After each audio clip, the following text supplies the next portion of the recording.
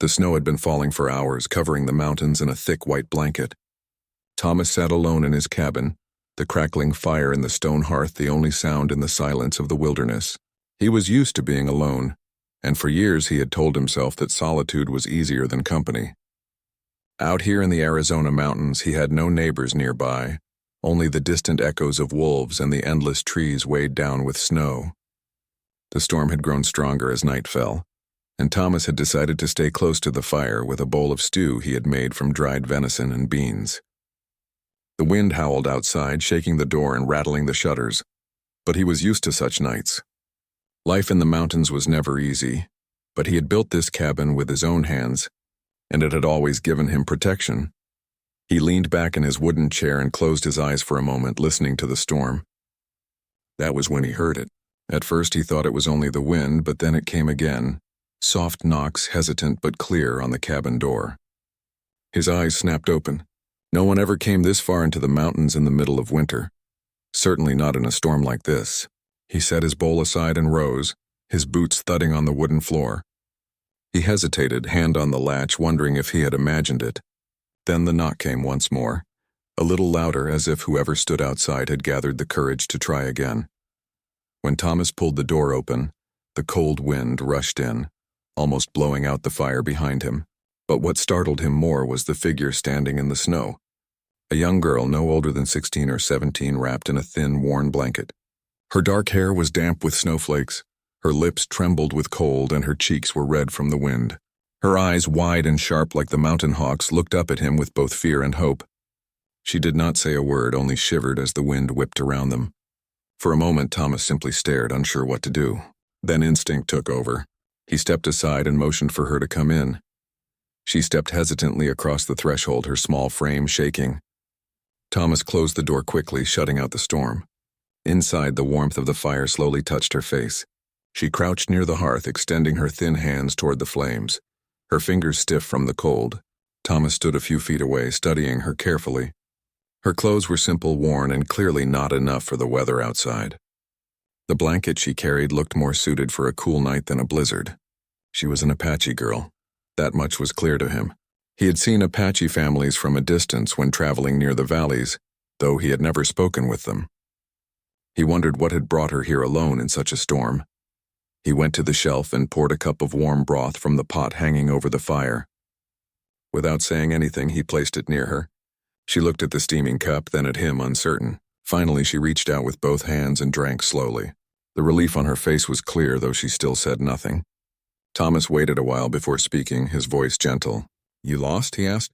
She blinked, tilting her head slightly as if she understood some of his words, but not all.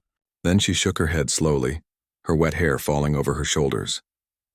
Thomas frowned. She had not come here by accident, he thought.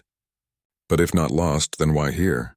For the rest of that evening, silence filled the cabin, broken only by the crackle of the fire and the storm outside. Thomas tried again with a few simple words, pointing to himself and saying, "Thomas."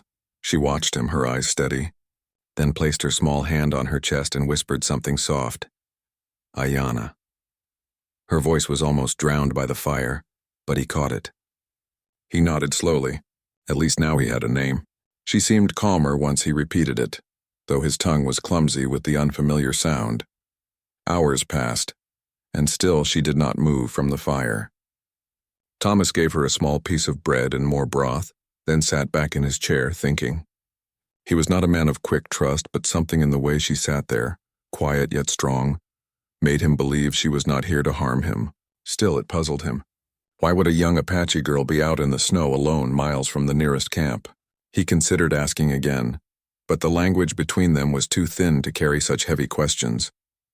As night deepened, the storm grew even louder.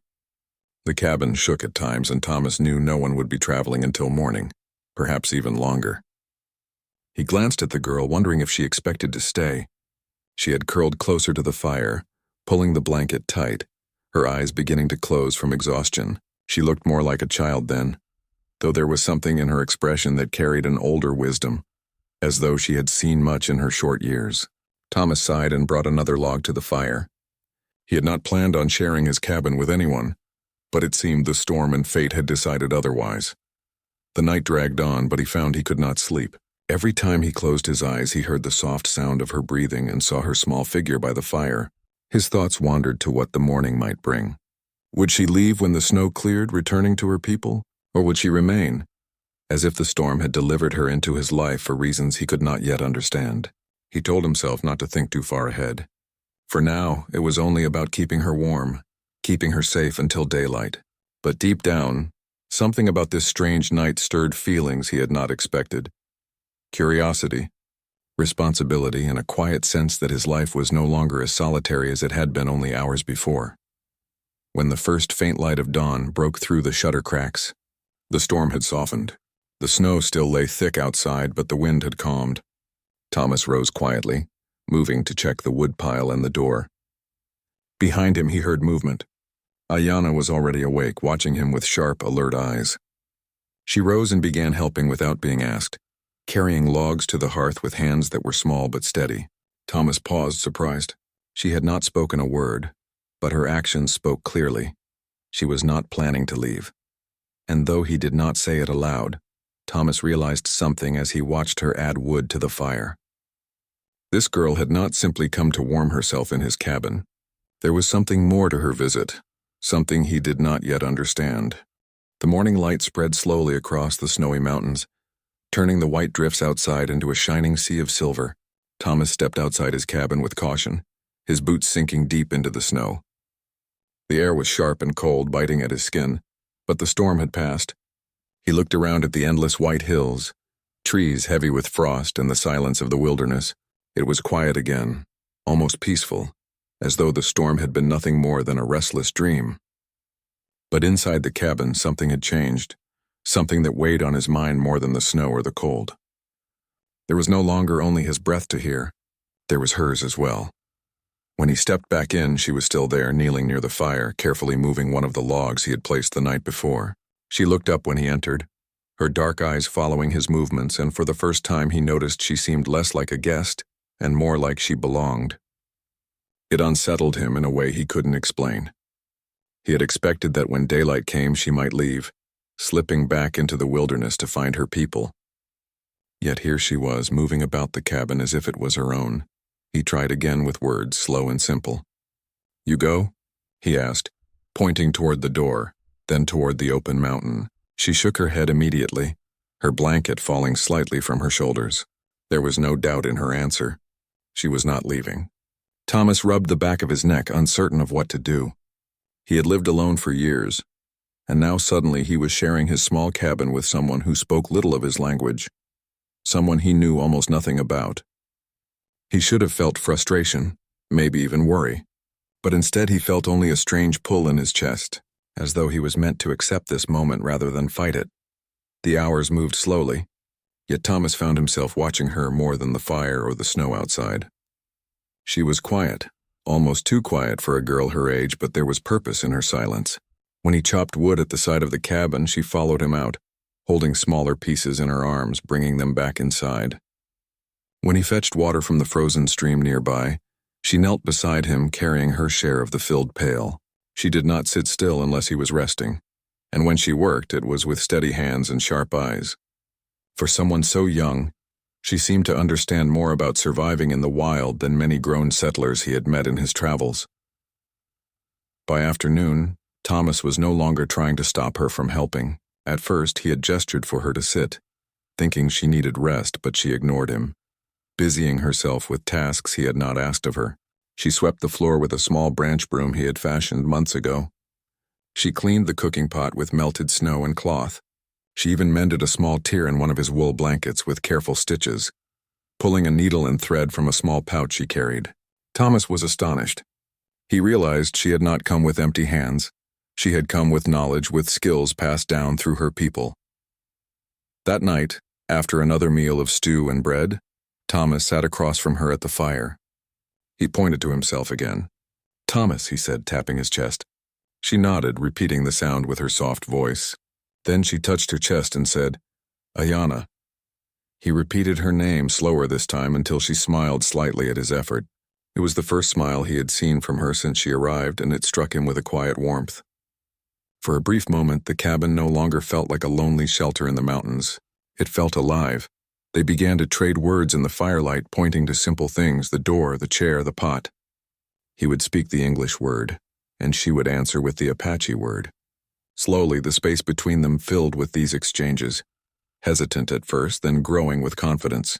Though many words were lost between them, the effort itself built something greater than language. They were learning each other.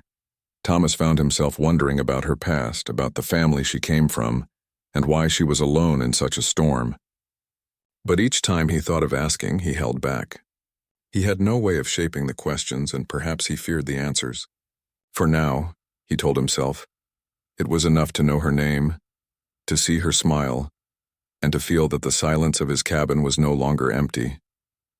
As the days passed, her presence became a part of his routine. In the mornings, when he lit the fire, she was already awake, waiting to help. When he went to chop wood, she walked beside him without hesitation. She was quick, agile, and unafraid of the snow or the bitter cold. Once, when he struggled with a frozen lock of the stream, she showed him a better way, breaking the ice with a sharp stone instead of wasting his axe blade. Thomas laughed quietly at her small victory, and though she did not laugh in return, her eyes carried a glint of pride. In the evenings, they sat near the fire, sometimes speaking in broken words, other times sitting in quiet comfort. He began to notice the small details about her: the way she tied her blanket with a leather strap, the beads woven into her hair, the scar on her wrist that told of past hardship.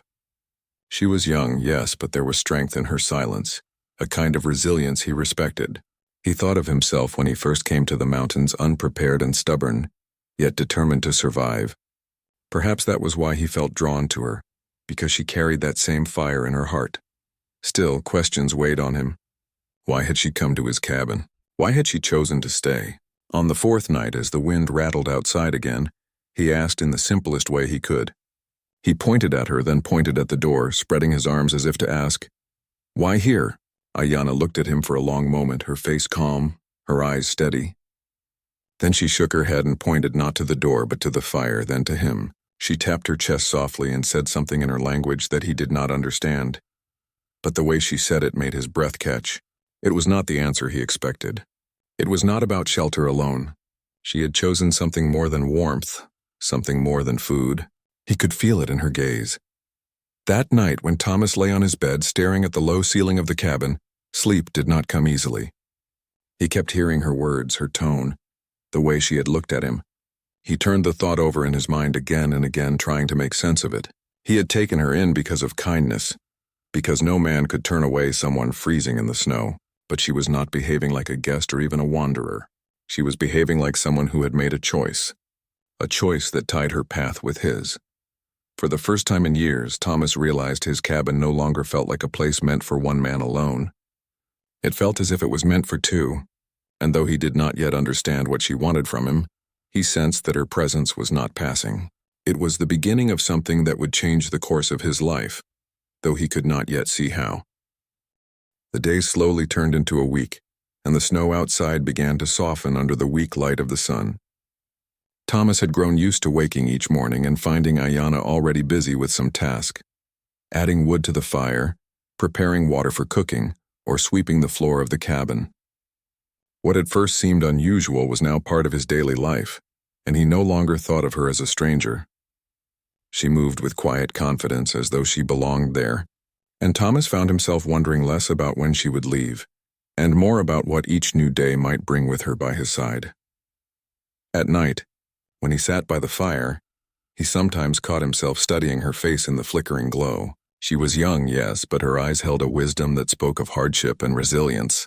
There were moments when her gaze lingered on him, steady and calm, and though no words passed between them, he felt as if something was being said in silence. It was a strange feeling for a man who had lived most of his life in solitude. The cabin, once empty and quiet, now felt alive with a rhythm he had not known before. One evening, as the fire burned low and the night grew heavy, there came another knock at the door. Thomas stiffened, his hand instinctively reaching for the rifle that leaned against the wall. Few people ever came this far into the mountains, and visitors often meant trouble.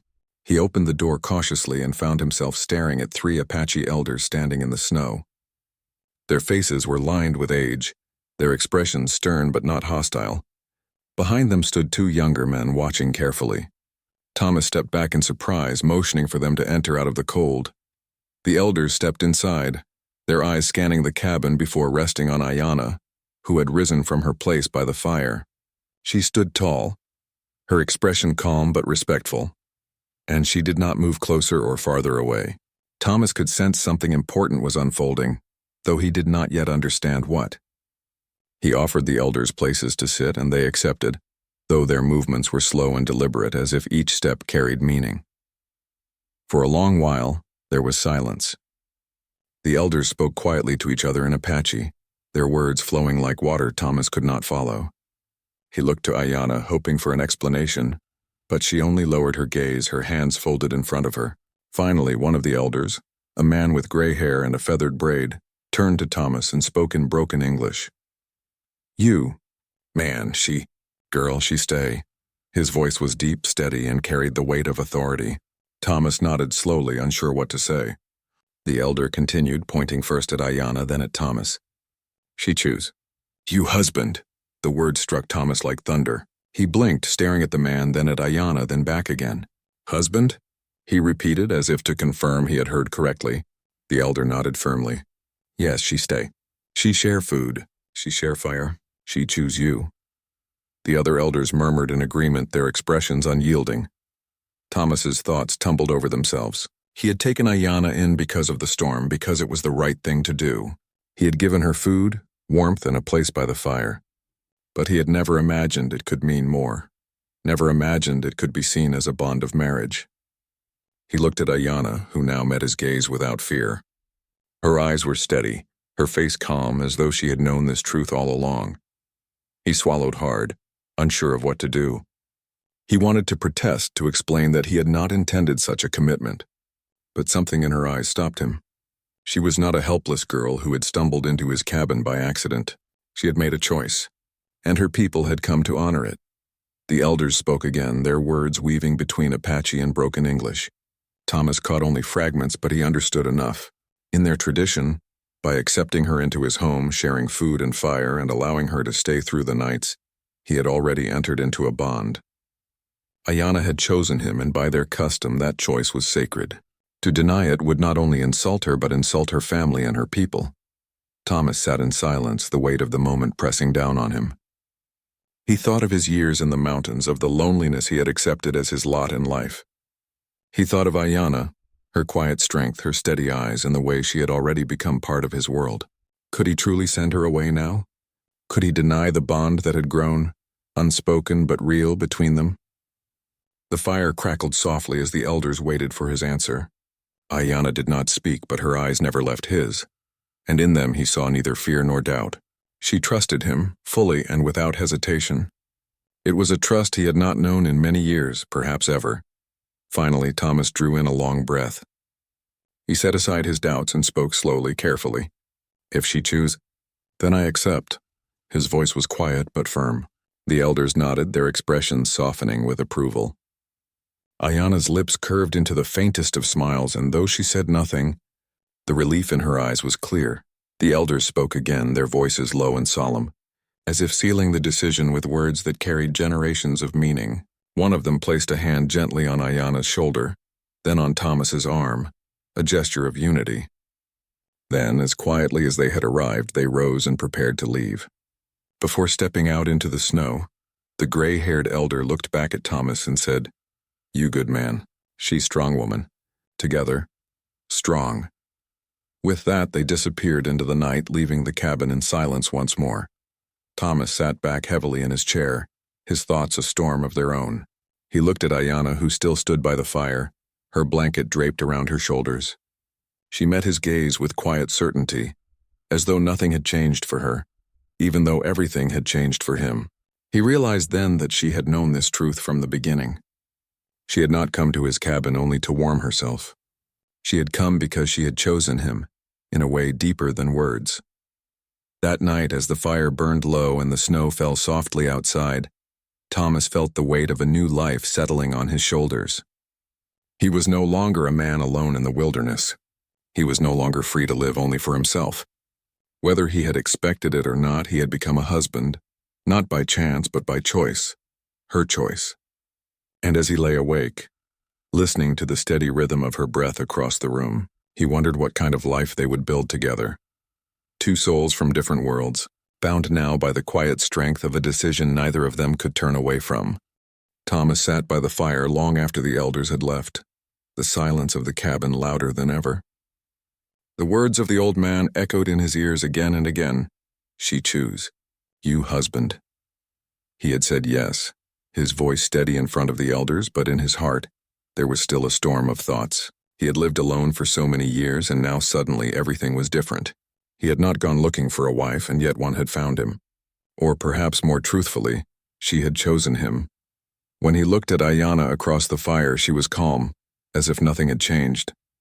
She moved quietly, adjusting the logs, pouring water into the pot and preparing the blankets for the night. Her face carried no confusion, no hesitation. She was steady, strong, and certain. Thomas wondered how she could be so sure when he felt so unsure. He leaned back in his chair, rubbing his temples, thinking of the life he had led until now. Solitude had been his shield against disappointment. Solitude had been his comfort. But now solitude had been broken. That night he slept little. His thoughts wandered back to his childhood in the East, to his mother's voice telling him that one day he would find someone who would change the direction of his life. He had laughed at the idea then. He had believed his path was his own, built with his hands, shaped by his choices. But what if life had its own way of deciding? What if this moment, this girl, this choice was not chance but destiny? The next morning, Thomas woke to the sound of soft movements. Ayanna was already awake, kneeling near the fire, stirring the pot of stew she had prepared with the little meat and beans left. She looked at him as he sat up, her eyes steady, her expression unreadable. He nodded at her, a silent thank you, and she gave the smallest nod in return. It struck him then how natural it already felt to share his mornings with her. Only a short while ago his mornings had been filled with nothing but his own breath and the sound of his boots on the wooden floor. Now there was her presence, quiet yet powerful, changing everything. As the day went on, Thomas tried to focus on his tasks.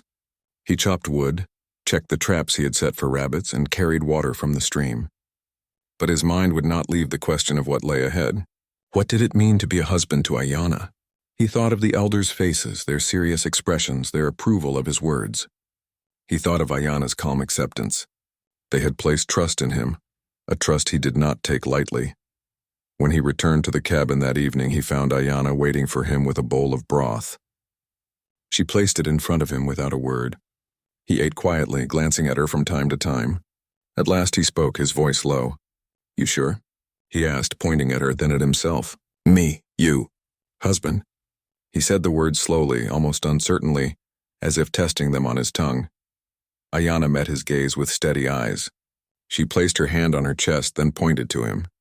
"Yes," she said softly, her voice clear. There was no hesitation, no doubt. That one word settled heavy in Thomas's heart. He felt both the weight of responsibility and the warmth of acceptance. Over the next days, he found himself watching her more closely. She was not a child who needed care. She was strong in her own way, able to manage tasks he would not have expected. She knew how to mend torn clothes, how to make broth from little, how to find strength in silence. And yet he also saw the youth in her, the way she sometimes looked out the window with distant eyes as if remembering her family, her people, the life she had left behind to be with him. That look tugged at his heart, reminding him that she had given up much to choose him. The more Thomas thought about it, the more he realized he had a choice too. He could remain unsure, treating her presence as something forced upon him, or he could embrace it fully, building a life not just of survival but of companionship. The thought frightened him, but it also gave him a sense of hope he had not felt in years. One evening, as the sun dipped behind the mountains and painted the snow with a golden glow, Thomas walked outside to gather more wood. Ayanna followed him, carrying a small bundle of twigs.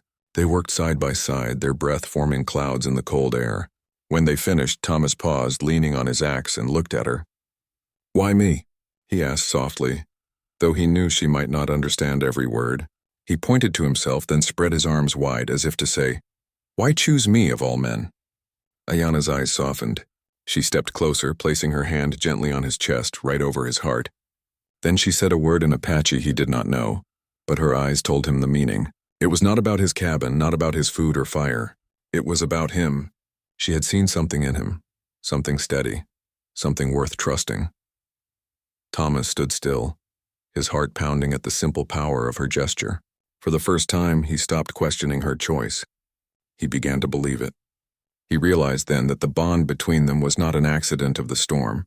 It was something deeper, something that had grown in the quiet hours they had shared, in the way she had worked beside him, in the way she had trusted him without fear. That night, as they sat by the fire, Thomas finally allowed himself to relax. He told her stories, speaking slowly, using gestures when words failed. He told her about his childhood, about the years he had spent traveling before he built the cabin, about the loneliness that had once been his only companion. She listened with quiet attention, her dark eyes never leaving his face, and though she could not understand every word, he knew she understood enough. In return, she spoke softly in her language, telling him pieces of her own life. He caught words here and there, recognizing names and places, but it was her tone, her expression that told the real story. She spoke of her family, of hardships faced, of choices made. Her voice carried strength, but also pain. And Thomas, though he could not grasp every detail, felt the depth of her heart in every word. As the fire burned low and the night deepened, Thomas looked at Ayanna and felt something he had not felt in years. Peace. The doubt still lingered, the fears of what life together would mean, but beneath them was a growing certainty. He was no longer alone, and perhaps he was never meant to be. She had chosen him, and now it was time for him to choose her fully, not just with words to the elders, but with his heart. When he lay down that night, he did not stare at the ceiling in restless thought. Instead, he closed his eyes and listened to the quiet breath of the girl who had become his wife. And for the first time in many years, he allowed himself to believe that his life had found a new beginning.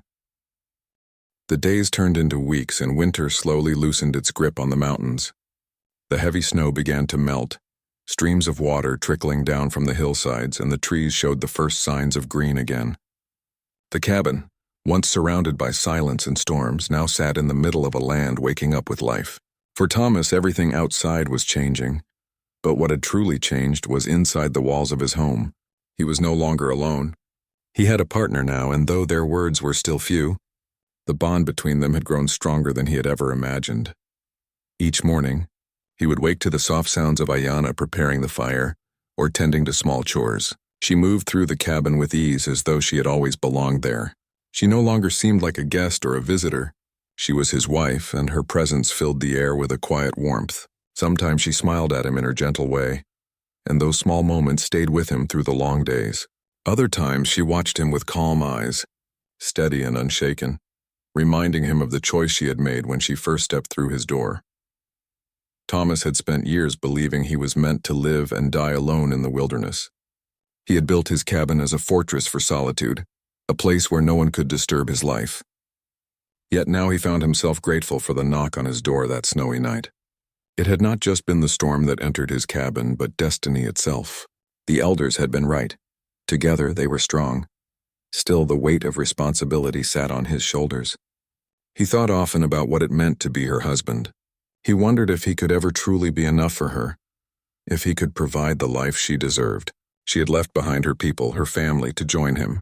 That sacrifice was not small, and Thomas knew it.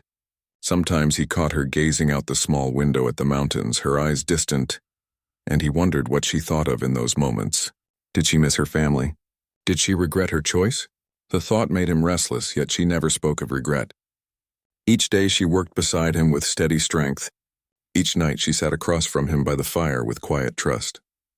One afternoon, as spring crept closer, Thomas and Ayanna walked together to check the traps along the ridge. The snow was thin now, the ground soft beneath their boots.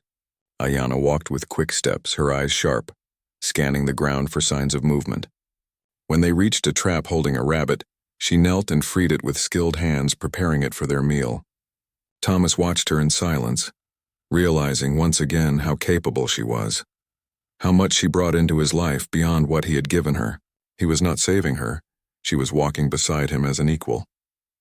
That evening they cooked the rabbit together, seasoning it with herbs Ayanna had gathered from the hillsides. The firelight flickered across her face as she worked, and Thomas felt something swell in his chest. He had not chosen this life, but now he could not imagine another. She had become part of him, as natural as the mountains, as steady as the river. It was near the end of spring when the elders returned. Thomas saw them approach from the window, walking slowly across the clearing. He stepped outside to meet them, Ayanna at his side. Their faces were calm, their eyes searching as they studied the pair standing together. The gray-haired elder who had spoken before nodded in approval. He spoke in Apache, his words flowing in a rhythm Thomas could not follow, but Ayanna listened carefully and then turned to Thomas. With simple English, she explained what they said. They see. They know. You. My husband. Your wife. Now family. Thomas looked at her, then at the elders, and nodded. He understood even if the words were not perfect. The elders had come not to test him, but to witness. They had wanted to see if his promise had been true, if he had treated her with the honor her choice demanded. And now seeing them side by side, they were satisfied. The elder placed a hand on Thomas's shoulder and another on Ayanna's, repeating the words he had spoken months before. Together, strong. After the elders left, Thomas and Ayanna stood in the doorway of the cabin, watching the mountains bathe in the golden light of the setting sun. Neither spoke for a long time, but they did not need to. In the quiet, Thomas felt something deeper than words, a peace that came from knowing he was exactly where he was meant to be, with the person he was meant to be with. In the weeks that followed, their bond grew even stronger. Thomas taught Ayanna more English words, and she taught him Apache. Their conversations, once halting and broken, became smoother, filled with laughter at mispronounced words and small victories when understanding was clear. They shared stories of their pasts, of families and memories, and slowly built dreams for the future. Thomas began to picture a life he had never allowed himself to dream before, a life not of loneliness, but of partnership. He imagined children running through the clearing, laughter filling the cabin, voices where once there had been only silence. He imagined growing old not in solitude, but beside someone who had chosen him even when he had not chosen himself. One night, as the fire burned low, Thomas found himself speaking the thought aloud. "I thought you came only for fire," he said softly, his eyes on the flames. "Only to warm." He paused, looking at her with a faint smile. "But you wanted more." Ayanna's eyes met his, her gaze steady and filled with warmth. She reached across the small space between them and placed her hand over his. "Yes," she said simply. "Husband?" Her voice was soft but carried a weight greater than any storm. And in that moment, Thomas understood fully what her choice had meant. She had not knocked on his door that night because of the storm. She had knocked because fate had led her there, and he had answered not only the door but his destiny. Years later, Thomas would look back on that winter and remember the sound of that knock, the sight of a young girl shivering in the snow, and the way his life had changed forever. When he opened the door, he would remember how he thought she had only wanted warmth when in truth, she had brought him a life he never expected, a wife, a family, and a future he had once thought impossible. He had believed the storm was the most powerful force in the mountains, but he was wrong. The most powerful force had been the quiet choice of a girl who wanted not just warmth but a husband. And that choice had given him everything,